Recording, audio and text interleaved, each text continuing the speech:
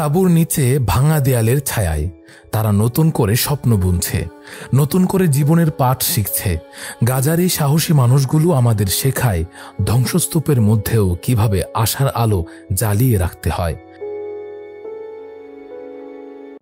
গাজা উপত্যকা একটি নাম যা আজ বিশ্ববাসীর কাছে ধ্বংসযজ্ঞ ও মানবিক বিপর্যয়ের প্রতীক।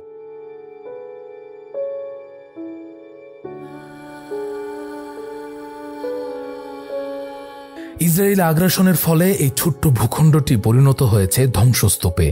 জাতিসংঘের তথ্য অনুযায়ী গাজায় 87.7% স্কুল ভবন ক্ষতিগ্রস্ত হয়েছে, যার মধ্যে 60% আশ্রয়কেন্দ্র হিসেবে ব্যবহৃত হচ্ছিল।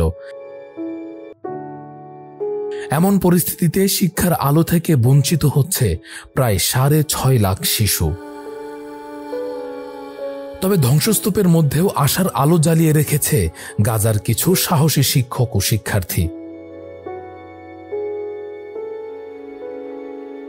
খান ইউনিসের মতো এলাকায় তাঁবুর নিচে চলছে অস্থায়ী পাঠদান। বালির উপর বসে ভাঙা দেয়ালের ছায়ায় শিক্ষার্থীরা নতুন করে শুরু করেছে তাদের শিক্ষা কার্যক্রম। এক শিক্ষার্থী বলেন, যুদ্ধের কারণে আমার পড়াশোনা বন্ধ ছিল, তাই তাঁবুর মধ্যে পড়াশোনা করতে এসেছি। তাঁবুতে ক্লাস করা আমার জন্য সমস্যা নয়, কারণ জ্ঞানের মাধ্যমে আমরা সামনে আসব।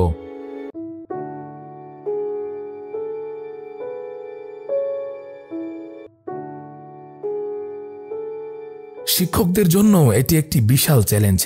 ধ্বংসপ্রাপ্ত স্কুলের পরিবর্তে তাঁবুর নিচে পাঠদান করা সহজ নয়, তবুও তারা তাদের দায়িত্ব থেকে পিছপা হননি। একজন শিক্ষক বলেন, আমরা শিক্ষার্থীদের স্কুলে নিচ্ছি এবং আমাদের আরও অনেক শিক্ষার্থী আছে যারা স্কুলে ভর্তির অপেক্ষা করছে। আমরা তাদের সাথে থাকব, আমরা তাদের এখানে নিয়ে আসব এবং আমরা তাদের পড়াবো। শিক্ষা প্রতিষ্ঠানগুলোর এই ধ্বংসযজ্ঞ শুধু ভবন নয়, মানসিকভাবেও প্রভাব ফেলেছে শিশুদের উপর।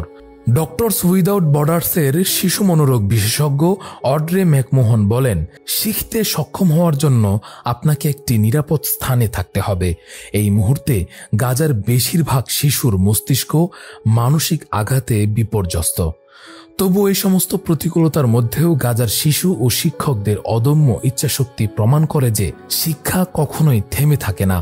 তাঁবুর নিচে ভাঙা দেয়ালের ছায়ায় তারা নতুন করে স্বপ্ন বুনছে, নতুন করে জীবনের পাঠ শিখছে। গাজার এই সাহসী মানুষগুলো আমাদের শেখায় ধ্বংসস্তূপের মধ্যেও কিভাবে আশার আলো জ্বালিয়ে রাখতে হয়। রাকিবুল ইসলাম রইস, ফেস দ্য পিপল।